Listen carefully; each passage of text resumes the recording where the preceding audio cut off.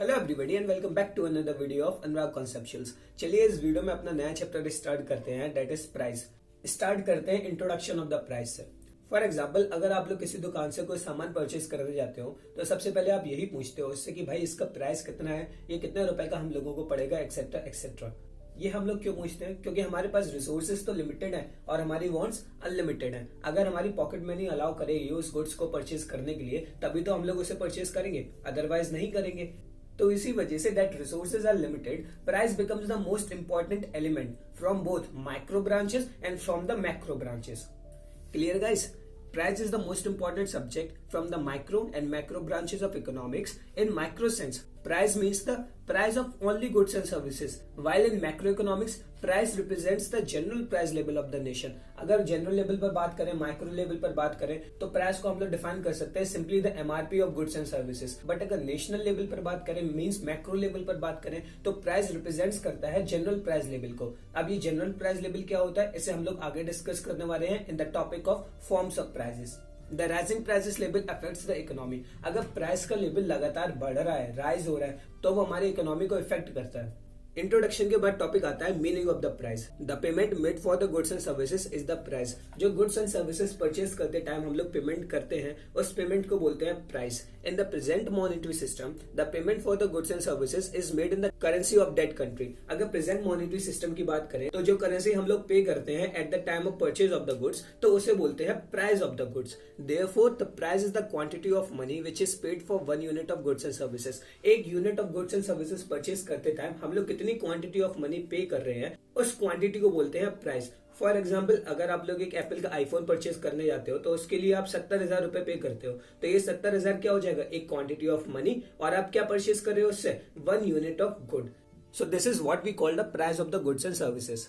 So here comes the next topic, that is forms of prices, or we can say that types of prices. इसके अंदर हम लोग 7 तरीके के prices पढ़ने वाले हैं। स्टार्ट करते हैं कंट्रोल्ड प्राइजेस से। At some times, the government is aware of the fact that free competition and the free prices are not applicable because of serious demand and supply gaps in some essential goods. कभी कभार ऐसा हो जाता है कि government को पता चल जाता है कि फ्री कंपटीशन और फ्री प्राइजेस सुटेबल नहीं है कुछ सर्टेन प्लेसेस में। फॉर एग्जाम्पल, अगर मेडिसिन को लें, एक डेंगू को सही करने वाली एक मेडिसिन है, उसकी डिमांड बहुत ज्यादा है, लेकिन उसके कंपैरिजन हम लोग सप्लाई नहीं कर पा रहे हैं, तो यहाँ पे डिमांड और सप्लाई का गैप बहुत ज्यादा हो जाता है। तो डिमांड होने की वजह से उसके प्राइजेस बढ़ने के चांसेस रहते हैं। यहाँ पर गवर्नमेंट इंटरफेरेंस करती है और उसके प्राइजेस कुछ हद तक कंट्रोल कर देती है। तो ऐसे प्राइजेस को हम लोग बोलते हैं controlled prices. Therefore, the prices will have to be controlled at some extent. लेकिन गवर्नमेंट कुछ ही एक्सटेंट तक ये प्राइजेस कंट्रोल कर सकती है, पूरे तरीके से ये प्राइजेस कंट्रोल नहीं कर सकती है।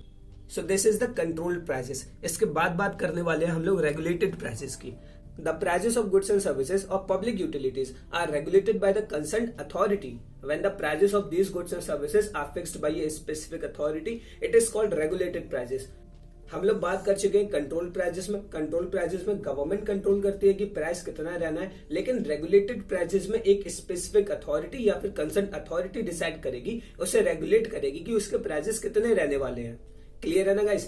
कंट्रोल प्राइजेस में गवर्नमेंट कंट्रोल करती है कि प्राइजेस कितना रहना है, और रेगुलेटेड प्राइजेस में एक स्पेसिफिक अथॉरिटी या फिर कंसर्न अथॉरिटी डिसाइड करेगी कि प्राइजेस कितना रखना है। अब बारी आती है एडमिनिस्ट्रेड प्राइजेस और एडमिनिस्ट्रेटिव प्राइजेस की। कभी कभार प्राइस फिक्स करते टाइम गवर्नमेंट एक एडमिनिस्ट्रेटिव प्राइस पॉलिसी फॉलो कर लेती है with respect to the vital raw materials. Vital मतलब इंपॉर्टेंट रॉ मटेरियल्स जो पूरी तरीके से प्रोड्यूस होते हैं या फिर ज्यादातर प्रोड्यूस होते हैं पब्लिक सेक्टर यूनिट्स में। इनके प्राइजेस ज्यादातर गवर्नमेंट फिक्स करती है थ्रू एडमिनिस्ट्रेड प्राइस पॉलिसी, और ऐसे प्राइजेस को हम लोग बोलते हैं एडमिनिस्ट्रेड प्राइजेस और एडमिनिस्ट्रेटिव प्राइजेस। अब बारी आती है होलसेल प्राइजेस की और रिटेल प्राइजेस की। अब इस होलसेल प्राइस और रिटेल प्राइस को हम लोग एक चेन की तरह समझते हैं। आप लोगों ने मार्केट चेन पढ़ी होगी, सबसे पहले मैन्युफैक्चरर आता है, फिर होलसेलर आता है, फिर रिटेलर आता है, फिर कस्टमर आता है। ठीक है ना? तो जब भी होलसेलर मैन्युफैक्चरर से बल्क क्वांटिटी में गुड्स परचेज करता है तो उसके प्राइजेस कैसे होते हैं, होलसेल प्राइजेस। और जब भी रिटेलर होलसेलर से स्मॉल क्वांटिटी में गुड्स परचेज करता है तो उसके प्राइजेस कौन से होते हैं, रिटेल प्राइजेस। जो रिटेल प्राइजेस होते हैं वो होलसेल प्राइस से हमेशा ज्यादा होते हैं। फॉर एग्जाम्पल, एक शू मैन्युफैक्चर कंपनी है, तो होलसेलर वहां पे गया, उसने 10,000 पेयर ऑफ शूज परचेज कर लिए। 10,000 पेयर ऑफ शूज का मतलब हो गया इन बल्क क्वांटिटी उसने वहां से परचेज किए, तो जाहिर सी बात है वहां पर उसे प्राइजेस कौन से लगेंगे, होलसेल प्राइजेस। उसके बाद कोई एक बंदा जाता है रिटेलर होलसेलर के पास स्मॉल क्वांटिटी में पेयर ऑफ शूज परचेज करने, तो उसको प्राइजेस कौन से लगेंगे, रिटेल प्राइजेस। क्या ऐसा होता है जिस कॉस्ट पे मैन्युफैक्चरर ने होलसेलर को शूज प्रोवाइड कराए थे, क्या वो उसी कॉस्ट पे रिटेलर को दे देगा? नहीं, वो उसमें अपना प्रॉफिट मार्जिन भी ऐड कर लेता है। तो इसी वजह से सबसे पहले मैन्युफैक्चरर अपना कॉस्ट ऑफ प्रोडक्शन देखता है, वो उसमें अपना प्रॉफिट मार्जिन ऐड करता है, वो सेल करता है होलसेलर को एट होलसेल प्राइजेस। उसके बाद होलसेल प्राइजेस में होलसेलर अपना प्रॉफिट मार्जिन ऐड करके रिटेलर को देता है एट रिटेल प्राइजेस। इसके बाद रिटेलर रिटेल प्राइजेस में अपना प्रॉफिट मार्जिन ऐड करके उसे एमआरपी पर सोल्ड करता है to the consumers. This is the complete chain of manufacturing. Clear है ना? अगर बल्क क्वांटिटी में परचेज कर रहे हैं तो होलसेल प्राइसेस, अगर स्मॉल क्वांटिटी में परचेज कर रहे हैं तो retail prices. The retail prices always more than the wholesale price, और अगर कंपैरिजनली बात करें तो रिटेल प्राइसेस हमेशा होलसेल प्राइसेस से ज्यादा होते हैं। अब इन्हें स्टडी भी कर लेते हैं एक बार। Wholesale prices when the commodities are exchange in large quantities their prices are fixed below the market price, this is known as wholesale price. The price at which retailers purchase a small quantity of goods from wholesaler is called retail prices. The retail price is always more than the wholesale price, और retail prices हमेशा ज्यादा होते हैं wholesale prices के। Clear है ना? हम लोगों ने 5 कैटेगरी पढ़ ली। कंट्रोल्ड प्राइसेस, कौन कंट्रोल करता है, गवर्नमेंट। रेगुलेटेड प्राइसेस, कौन रेगुलेट करता है, कंसर्न अथॉरिटी या फिर स्पेसिफिक अथॉरिटी। उसके बाद आते हैं एडमिनिस्टर्ड और एडमिनिस्ट्रेटिव प्राइसेस, इसमें प्राइसेस डिसाइड किए जाते हैं थ्रू एडमिनिस्टर्ड प्राइस पॉलिसी। उसके बाद बारी आती है होलसेल प्राइसेस की और रिटेल प्राइसेस की। अगर लार्ज क्वांटिटी में परचेज करें तो होलसेल प्राइस, स्मॉल क्वांटिटी में परचेज करें तो retail price. Next category is market price. Market price is determined by the demand and supply of the commodities. जो market price होता है commodity का, उसे डिसाइड किया जाता है through its demand and supply. एक commodity की कितनी डिमांड है, कितनी सप्लाई है, कहाँ पे डिमांड और सप्लाई कर्व इंटरसेक्ट करते हैं, उसी पॉइंट पे हम लोग मानते हैं हमारा मार्केट प्राइसेस। क्लियर है ना? Market price is determined by the demand and supply of the commodities. और मार्केट प्राइस में जनरली हमारा कॉस्ट ऑफ प्रोडक्शन इन्वॉल्व होता है और सम प्रॉफिट मार्जिन इन्वॉल्व होता है प्रोड्यूसर का। So here comes the part general price level. When the prices are considered on aggregate basis or on national basis, it is known as general price label.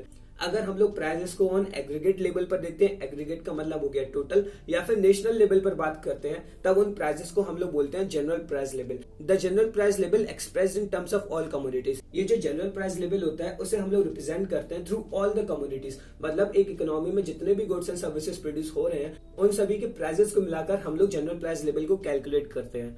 By averaging prices of all the commodities, we might get an accurate idea of general price level.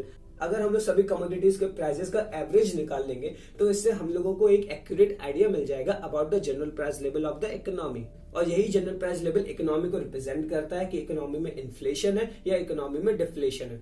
So these are the various types of the prices. The first is controlled prices, which is controlled by the government. Second is regulated prices, which is regulated by the specific authority.